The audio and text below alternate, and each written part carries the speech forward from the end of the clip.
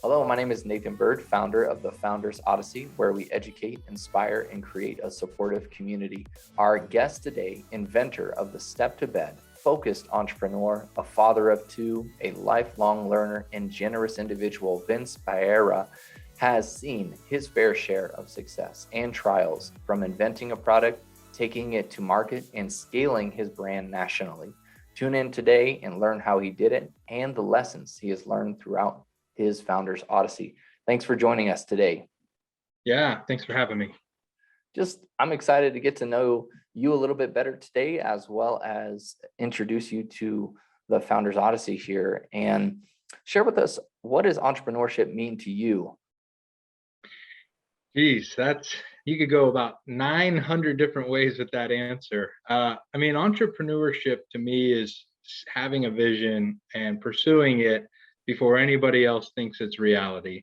And the wherewithal and kind of gumption you need to have to do that, it's not easy. And as you start that, it's got its own challenges. But then inevitably, as you keep going, you just run into roadblock after roadblock after roadblock, right? It's not having cash, not having customers, not having a network, and you've got to just keep problem solving. And the best entrepreneurs are the ones who can solve the biggest problems, even when things look as dismal as they do. So what's it mean to me? Probably being a problem solver, having the guts to go out there and chase something that nobody else really can see. And it's funny how sometimes the people who are your biggest haters or the people who have the most doubt will be the ones that stick with you. And I vividly remember somebody early in my days saying, "You'll never make any money with that." And boy, that comment has been like ingrained in me, because I'm not doing it for him, but I was like, I'm going to prove you wrong. I'm going to go for it, and I'm going to do what I can to get there. And so, yeah, entrepreneurship, it's not for the faint of heart, but it can be quite fulfilling too once you start to accomplish some of the tasks you set out for. Well, that's one thing I've noticed about you over the course of many years since we met in San Diego, that your persistence to overcome obstacles has been the number one thing that I've seen over many years. And obstacles, everybody's got them, and you're either going through one or you're about to join into one soon. So share with us how you approach obstacles in your life, in regards to, say, the business that you developed. One of the biggest lessons I started about a year ago, really adopting this mindset, is this: don't worry about anything you haven't had the chance to solve yet. Think about that, because how often are we faced with something where somebody says, "Hey, bad news, I'm not going to be able to make the delivery," or "I'm not going to be able to whatever," right? The immediate first response is to like worry about it and be like, "What am I going to do? How am I going to solve this?" What I've started to condition myself with, because you're faced with so many obstacles and challenges, is don't worry about it, don't stress over it until I've at least had the chance to talk and try to find a solution. Because how often is it that you end up calling the person, you end up thinking, well, what could I do? You come up with an idea or two, you figure it out, you pitch it, you call, how about this? How about that? Could you come earlier? Could you come later? Right? Whatever it is. Oh, well, I could do that. Okay, well, no crisis then, right? And it's not really crisis averted. It's just you've got to navigate that. And what I found is that so often I would get excited, a little stressed, like, oh my gosh, something else is happening, right? It's about to go wrong. But it only really took like one call for me to figure out a solution. And then I've worried essentially for nothing. So I really try to attack problems as if, look, let me at least try and solve it first. And if I can't solve it, yeah, I might get a little worried. I might start to call advisors, things like that. But I think we all naturally have a tendency to think that the thing that's in our way is going to bring the house down. And in actuality, it's just a light breeze outside, right? It's not going to blow the house down. And that's one of the things that, as I approach obstacles, I keep in mind, because the small ones are just as scary as the big ones. And, you want to always present yourself the right way. Everything's about the brand. Everything wants to like, come out the right way, right? And even the small stuff makes you feel like you're not going to accomplish that. So, yeah, man, it's tough because almost every day you are faced with things that are going to force you to grow and force you to be creative and think through, how you can solve it without, adapting or changing your plan too much. That's a wonderful viewpoint. I'm glad that you shared that with us today. What about some of the obstacles that you faced as a young kid? Because I know that, man, shoot, this had to be something that started at a young age, and now you have, you've certainly been able to translate it into business. So share with us a little bit about the Vince as a younger kid and some of the obstacles that you faced that has really created you to be the person you are today. I grew up in a family where I was blessed to have amazing parents, and we were not well off. We were middle class, maybe slightly lower middle class, because I had five siblings. My dad worked two jobs, and I'd see him on the weekends. And my mom and grandpa would come help raise us. And my parents always set a great example of just being extremely hard workers. And so, you know, I think one of the things that really pushes me still to this day is remembering that we didn't have a whole heck of a lot. I mean, I grew up wearing yard sale clothes pretty much my whole childhood. There was times where I was getting the 10-cent lunch at school because the income, based off whatever equation they had, and I didn't really like get made fun of or things like that, but because most people didn't know, but like internally I was like, I don't want to be poor. Like I want to work my butt off to get ahead. And people don't really know that about me too much because it just doesn't come up. I don't go out of my way to share it, but there's always obstacles. I mean, I can remember waking up because as we moved and we had six kids, like the kids were getting put to work, right? Is everybody's going out in the driveway to help do this, do that. And I can just remember working long hours. And I can remember, the van that we had was this old crappy van and it would break down. And I'd always say, Dad, why don't you just buy a nicer van? So that way you don't have to always keep fixing it. And he's like, you don't understand. We don't have that kind of money.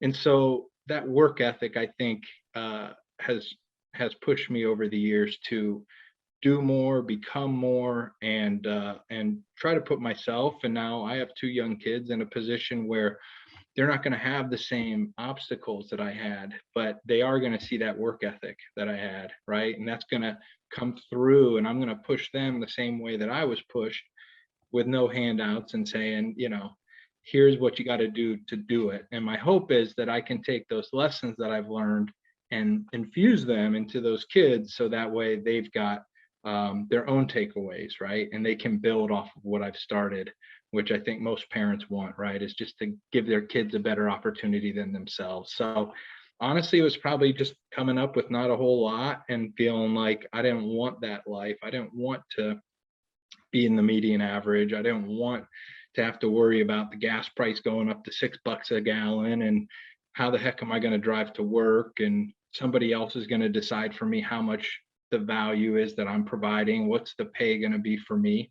I just wanted to own those things. And I'm not all the way there yet. I've got bigger goals than what I've accomplished thus far, but I think for me, those are the things that have driven me over the years. Parts of your story I certainly resonate with, and thank you for sharing that.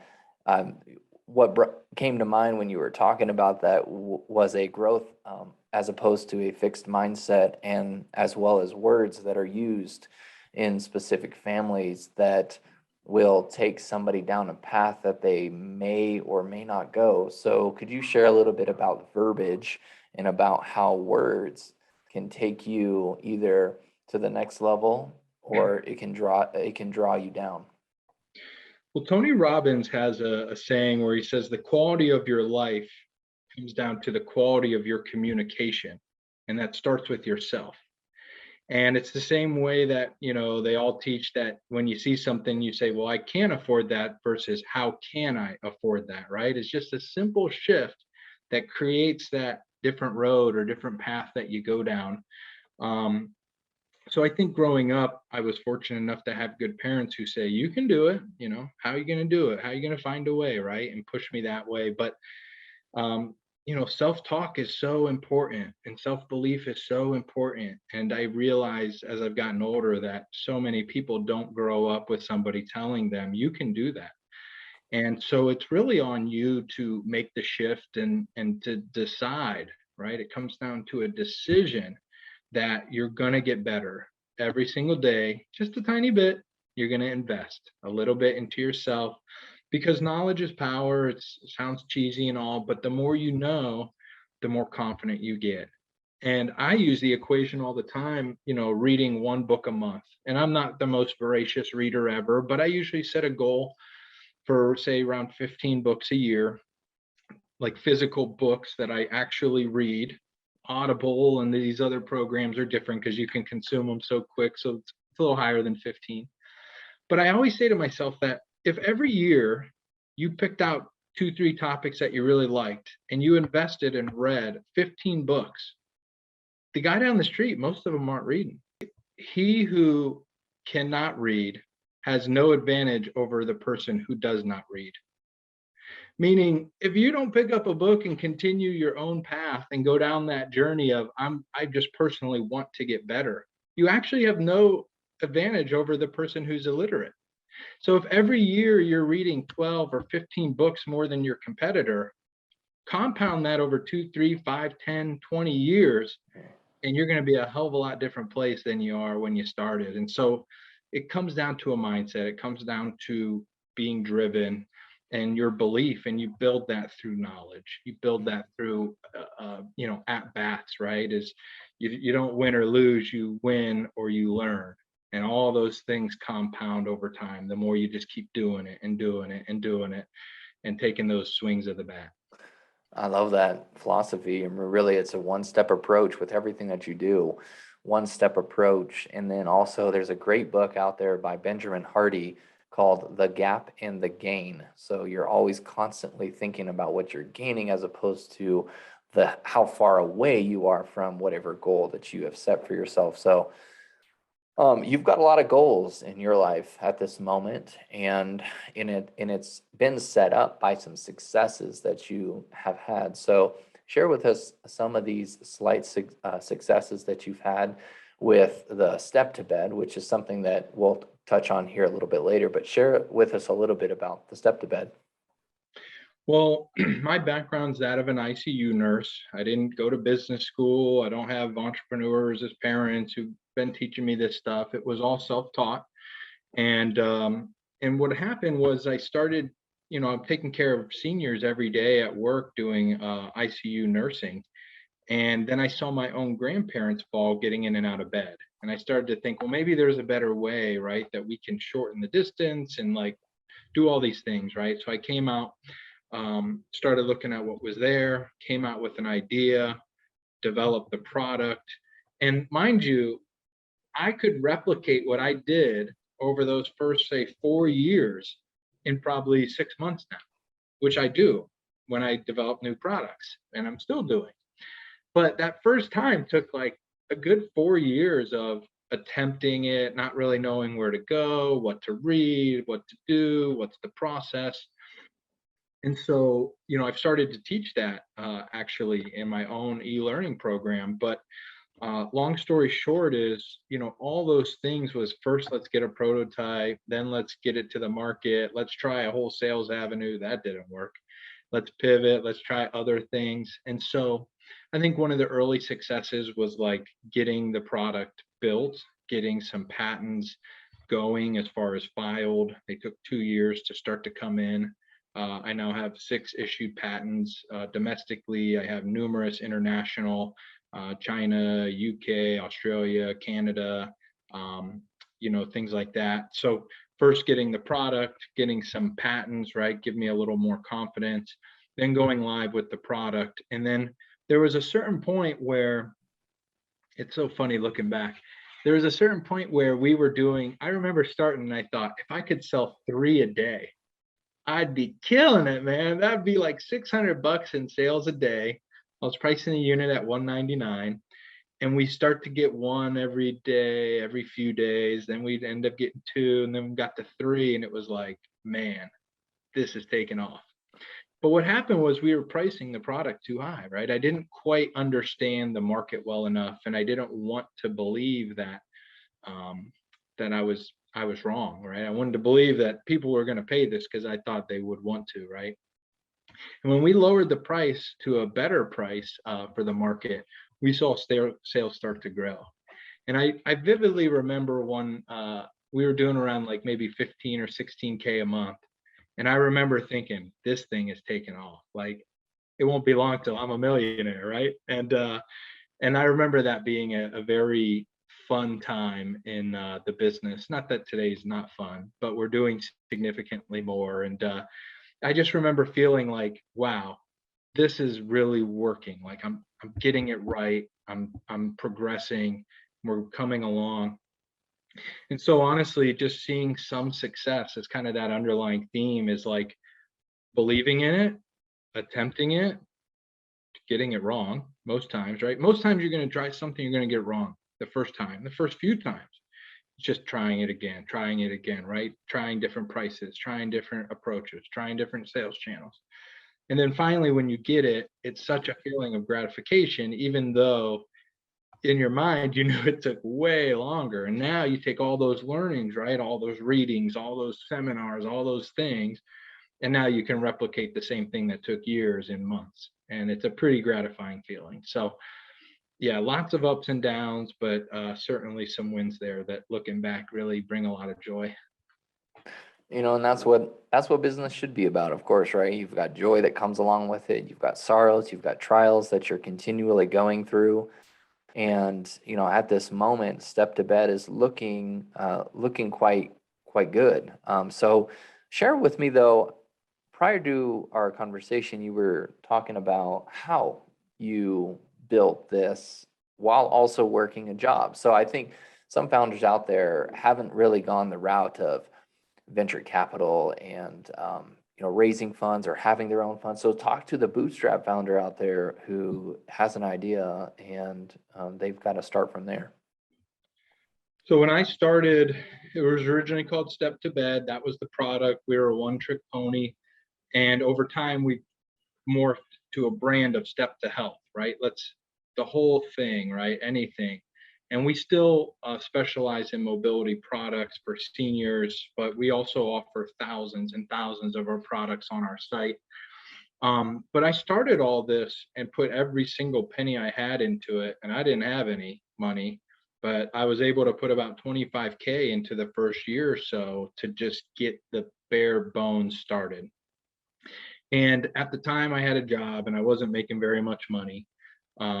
And so I knew that I didn't have any money left in the bank. And so I couldn't quit my day job. And what it led to is me finding more efficiencies and trying to just work my butt off. I remember driving up where work would start at 7, I'd be there at 5:45 and I'd get a good hour, 15 minutes before anybody else in the office would get there so I could do my thing.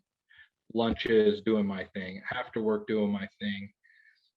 My job changed over time and I leveled up, and I'm in a much better place now. But I grew the business since we launched in July of 2018. We're closing in on 4 years. I grew the business 100% part-time. And what I did is over time is I started to hire people to do a lot of the blocking and tackling, the day-to-day operations.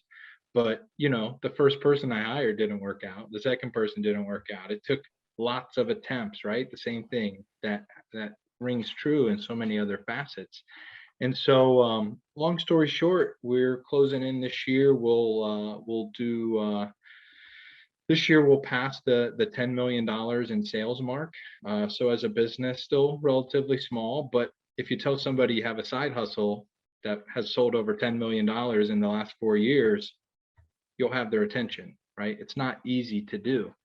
But at the same time, I couldn't afford to not work. I was dating my now wife, and I wanted to have a date night occasionally. I live in San Diego, want to buy a home, not exactly a cheap place to live. So I couldn't just quit because I knew that if I was going to pay myself anywhere near what I thought my value was, that I would really be taking that cash away from the business. And when you have a business, it's like a child. Like the business comes first. The child eats first. You're tired, doesn't matter. The child's not ready to sleep. You got to go make sure the child's ready to sleep, right? And that's what a business is, like your baby. And it always comes first. And I couldn't justify paying myself when I have taken some money from investors over time. When we hit a point where we needed cash, and luckily I found some friends and family that would invest, because the whole process of pursuing VCs and all these people it's really hard. It's really, really hard. And people nowadays, they see the headlines from the favorite people they follow, Business Insider, and this guy raised 20 million for whatever thing he's doing. Those stories are so far and few between that it will confuse you. It will mislead you if you just read the headlines, because you think everybody's out there raising cash. But you go try with your business idea to pitch somebody who has some cash, and you better be ready, because they will try and pick your stuff apart. And it's just one of those things that, like I tell people all the time, like, you're not ready for an investor. You've got to go prove it yourself, and you've got to bootstrap it yourself. Because even if you want to take on money right now, you're not ready. But even if you did, you're going to have to give away so much of your business to even justify them participating, that by the time another few years passes, if you're successful, you'll be whittled down to so little equity that you're not going to have the same drive to grow it as you would if you bootstrapped it. So the point of my story is, you've got to do whatever it takes: breakfast, lunch, dinner, nights, weekends. I strongly encourage people to keep your day job, do it part-time, because I know there's a whole other side of the table that says if you don't put all your chips in the basket, then you're not all in and you don't really believe in it and all that other crap. But to me, I feel like you've got to balance the risk, right? And you don't want to go bankrupt, I can tell you, because then you'll really have a hard time raising any money for the future. For any other thing you do, you won't be able to get a loan, you won't be able to buy a home, and you'll really be a hamster on a wheel spinning. So you got to just do whatever it takes, enlist friends, enlist families. And the beauty is, and Nathan, you can probably agree, once you learn all those tricks and stuff, but then you start to level up, you're going to start paying for some of this stuff, right? Because why would I do it if I can pay somebody who's an expert to do it? And so you start to pay for all those things, but then you realize, oh my gosh, they charge so much.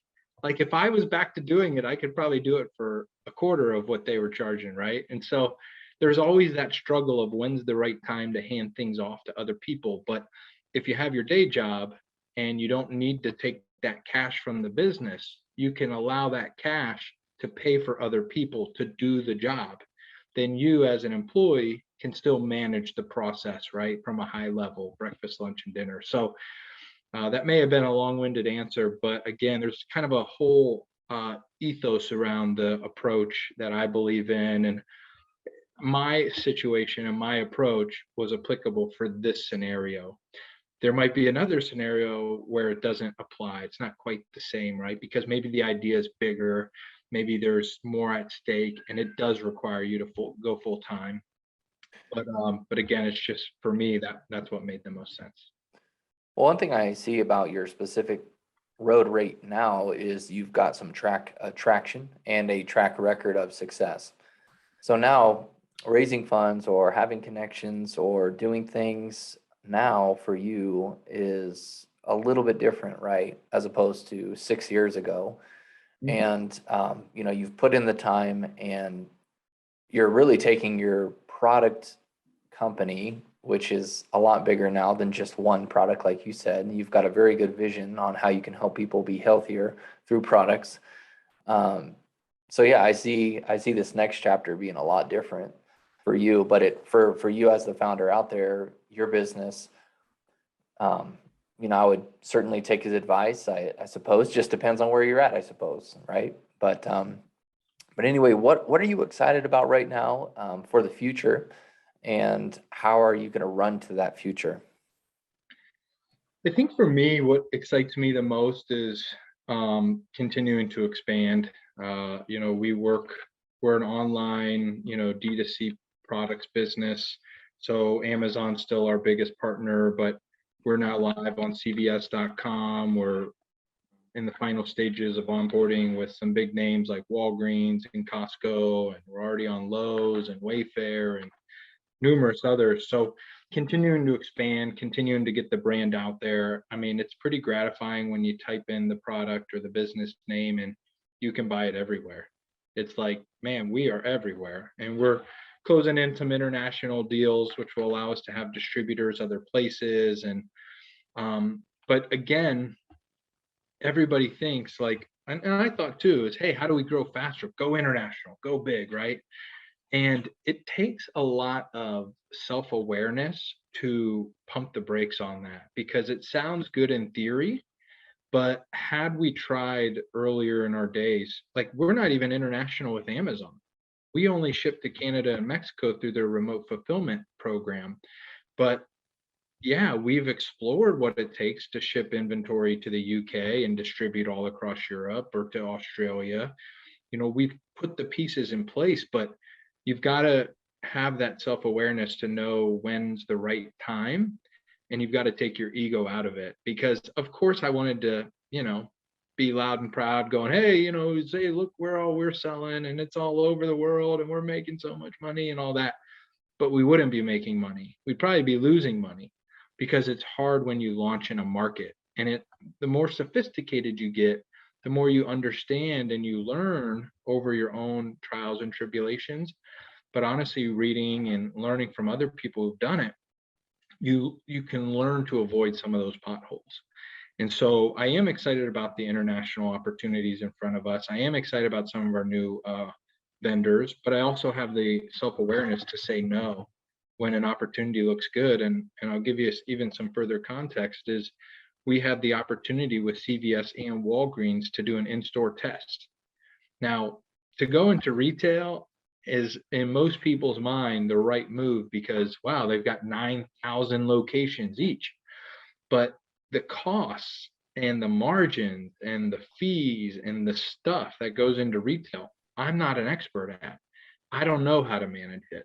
So I've got to be self-aware enough to say, thanks for the opportunity. Love to keep the door open, and just let's see how we do online first, and we'll see if maybe down the road it's the right fit.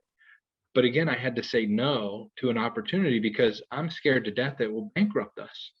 And even at the amount that we have, we're still a small company. Like in the big grand scheme of things, like if we disappeared tomorrow, probably nobody would notice. There'd be another product that's somewhat similar that would start to grow more, right? So even though you want to take on the world and be, on the next cover of every magazine, you've got to just have the patience and self-awareness to take it slow, right? And know who you are, know what you have, and stay in your lane. That's valuable. I mean, I know a lot of founders, and I mean, even myself included, have gotten excited about specific things, right? And you just run towards it like, crazy. And to be self-aware, and I'm sure you've probably had times too where you maybe had made a rash decision, and it was you later had to pick up some of the pieces, right, based on ambition. But we learn and we become more wise after those decisions are made. And that's something that I've seen from you. But I just want to say thank you so much for coming on the Founders Odyssey podcast today. To end it out, how do we find you? And also, number two, what do you need from the Founders Odyssey family here? Pretty easy to find. Vince Baiera, last name spelled Baiera. If you type it in, you'll find me somewhere, either LinkedIn. I do a lot on. I'm on Facebook, Instagram, stuff like that. So you can find that. You can find our business at Step 2 Health. That's the number 2, step2health.com, and see some of the work that we're doing there. But in regards to what I need, I always need to work with people who care and who can provide a great product at a fair price. Whether it's video editing, whether it's SEO, whether it's a million other things where you help people and you provide outstanding service and are easy to work with at a fair price, you come to learn over the years that you're willing to pay for somebody if they'll do a damn good job. And anybody out there who thinks that they may want to talk with us about collaborating or a partnership, I'm always happy to explore those. And again, sometimes it's good, sometimes it's not the right fit. But again, like working with people who just care and want to do a good job. So if you're somebody like that and want to reach out, love to connect with you. Nothing more, maybe just point you in the right direction or make a referral. I always like to try to do that with folks as well. So maybe there's something that I can do for you, somebody in my network that maybe is interesting for you to meet with. And if I can, happy to help. Awesome. Well, if you guys liked today's episode, feel free to subscribe. We're on YouTube as well as Spotify and also thefoundersodyssey.com.